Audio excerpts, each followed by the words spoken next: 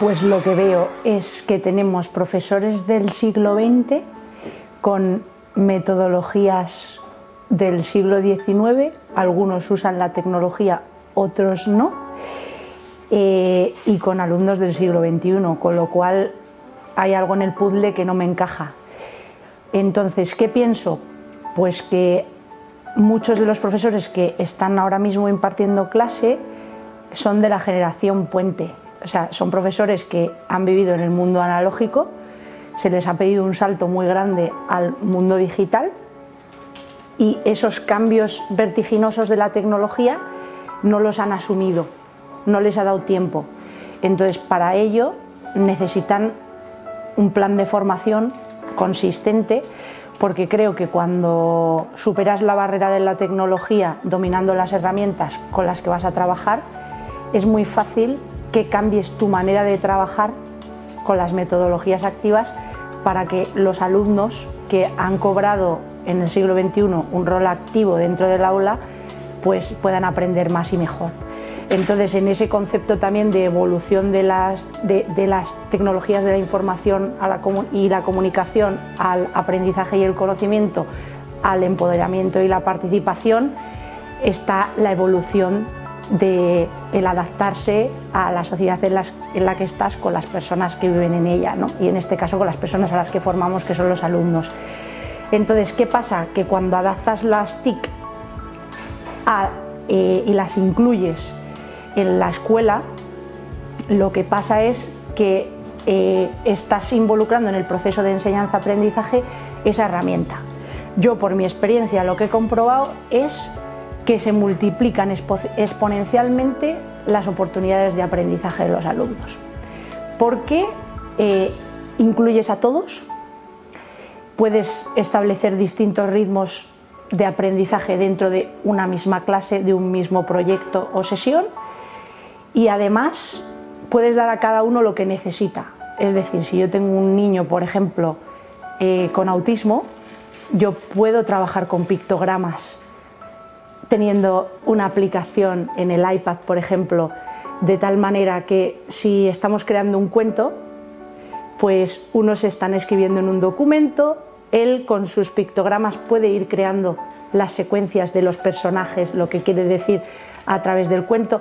Entonces, estoy realizando una misma tarea, el objetivo de aprendizaje de los alumnos es el mismo, que es que aprendan a crear un cuento, pero la forma en la que lo aprenden es distinta.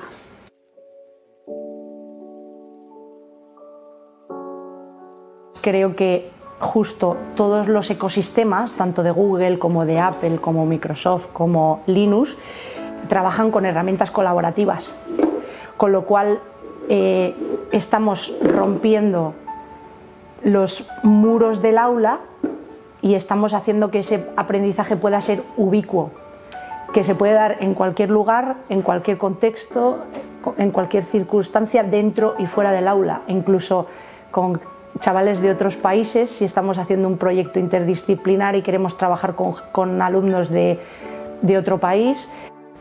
Y luego lo que veo es que simplemente el hecho de usar la tecnología es un elemento motivador y atractivo para los niños. O sea, los niños cada día llegan a clase y no saben lo que van a hacer, porque cuando trabajamos con metodologías activas tenemos el reto en nuestra mente, vamos a retarles y les vamos develando, ¿no? Revelando un poco qué es lo que van a ir haciendo para que lleguen a conseguir esa meta. Entonces, ellos no saben lo que van a hacer, pero simplemente tener esto en las manos ya les tiene cogidos para la actividad, centrada la atención. Decimos, no, es que con la tecnología dejan de prestar atención, no se concentran para lo que quieren. Y son capaces de tener 5 pantallas abiertas y reunir la información en una presentación que te tienen que presentar o en la entrevista que están preparando para grabarla y luego editar el vídeo, montar la música, etc. Entonces, otra cosa que yo ahí veo fundamental es que los niños documentan todo su proceso de aprendizaje, no solo los resultados, que era a lo que estábamos acostumbrados. De tal manera que también podemos hacer visible a las familias, a otros compañeros del centro educativo, incluso a través de las redes sociales, cómo se puede usar bien la tecnología y cómo aprenden en toda su profundidad, no solo al final, cuando aprueban una prueba que les pasamos, ¿no? Usan la tecnología como una herramienta más. Al principio es verdad que cuando les pones un dispositivo en las manos tienen como esa ansiedad de querer estar todo el rato con el dispositivo, de que todo lo tienen que hacer con el dispositivo, pero también es normal, porque si cuando llegan a casa se tiran 5 horas con las pantallas, piensan que tener esto en las manos es un juego, pero cuando se dan cuenta de que ese juego se convierte en una herramienta de trabajo y tiene unos límites y tiene un horario y hay unas normas que respetar, y como tú bien decías, como lo integramos con las metodologías activas y cada niño tiene un rol, incluso hay un rol de controlador de dispositivos, que cuando se van a usar es cuando reparte el dispositivo. Luego, cuando están en clase y se está haciendo una explicación, pues los dispositivos están apagados o con la pantalla bajada para que centren la atención en lo que tienen que hacer, y simplemente es cuando van a realizar la tarea cuando lo cogen. Entonces se ha convertido en ese aprendizaje activo. Han pasado de ser receptores de la información a ser los protagonistas, y además no tienen como única fuente de conocimiento al profesor, sino que tienen muchas fuentes de conocimiento gracias a tener la tecnología, solo que hay que enseñarles, como tú bien decías con lo de la alfabetización informacional, pues a seleccionar esa información, a que distingan una página web segura de la que no lo es, a que distingan una página web con rigor científico de un blog que van a poner las opiniones las personas, etcétera, etcétera. Es todo un proceso.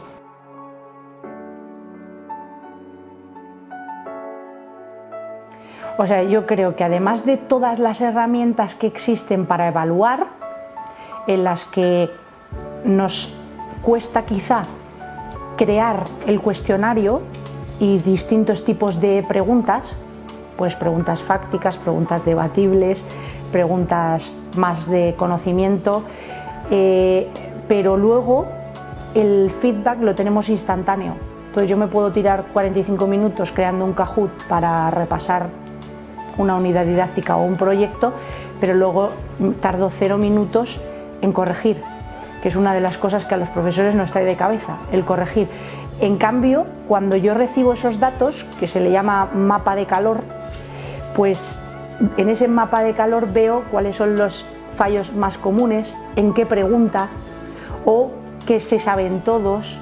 Luego veo los tiempos de respuesta, que a mí me dan mucha información sobre los comportamientos que tienen. Pues un niño que tiene hiperactividad no suele pensar, suele tocar. Entonces yo ya sé en qué me tengo que centrar para ayudar a ese niño, y sé que luego voy a tener que hablar con él, sé que voy a tener que dedicarle un tiempo, sé incluso que igual le tengo que preguntar de otra manera.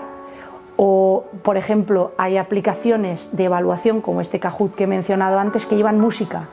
Pues hay a niños que la música les estresa, los tiempos les estresan. Pues el tener ese abanico tan grande de seleccionar qué herramienta para los alumnos que tengo enfrente y el objetivo que quiero conseguir, pues ayuda un montón. Y luego lo que te decía un poco antes, que ya no es una evaluación sumativa, sino que puedo hacer una evaluación diagnóstica cuando llego al aula, que la puedo hacer con una rutina de pensamiento, la puedo hacer con un Kahoot para ver qué conocimientos previos tienen sobre aquello que voy a enseñar hoy. La puedo hacer durante el proceso, que aquí hay otra cosa que para mí es clave de la tecnología, y es el portfolio digital, que es en el que yo, si estoy por ejemplo haciendo un reportaje, y para hacer un reportaje necesito saber crear una noticia, saber crear una entrevista, un artículo de opinión, etcétera, pues tengo documentado todo ese proceso hasta que llego a completar el reportaje. Entonces no evalúo solo el reportaje, evalúo la noticia, evalúo el artículo de opinión, evalúo la entrevista y también el reportaje. Entonces le estoy dando mucho peso a los productos finales, pero también al portfolio. Entonces los niños además se sienten, pues eso, tienen la autoestima más alta, se sienten más valorados, porque además de que ellos ven sus propios avances, Y luego con las rúbricas de evaluación, con las listas de cotejo, con las dianas, ven, es que es como si tuvieran una foto delante y saben en lo que tienen que mejorar y cuáles son sus logros. Y en todo momento tienen el porqué y el para qué de lo que están aprendiendo. Ahí hay, por ejemplo, una herramienta que nos facilita todo eso, que es Corubrics. Hay una plantilla de Google, es un complemento que te genera un formulario tanto para el profesor como para los alumnos. Entonces puedes hacer esa autoevaluación, esa coevaluación y esa heteroevaluación. Para mí eso es tiempo que te ahorras, que no está pagado con dinero, porque al final todos queremos otorgar valor a nuestros alumnos. Entonces cuando medimos cuantitativamente no lo hacemos, pero cuando medimos sus logros desde el inicio al final y en el que ves que ellos se ponen su propia nota y te argumentan por qué, pues es que estás desarrollando ese pensamiento crítico y creativo que queríamos y empoderando a los chavales, porque al final, ¿qué quieres de un alumno de sexto de primaria? Pues yo lo que quiero es que pueda hacer lo que se proponga.